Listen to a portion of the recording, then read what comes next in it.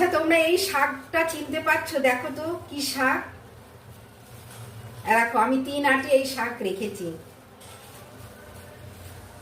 চিনতে পারলে? এগুলো হচ্ছে কুলেখাড়া শাক। এই শাক খুব উপকারী শাক, জানো তো।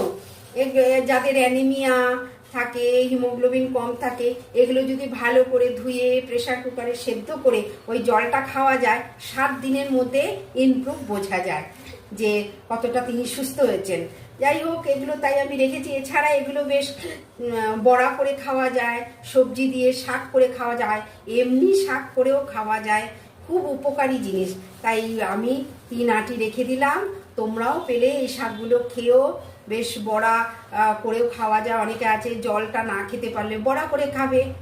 বড়া চালের গুঁড়ো, বেসন, কাঁচা লঙ্কা, ধনে পাতা, যাই হোক যেভাবে বড়া করে সেভাবে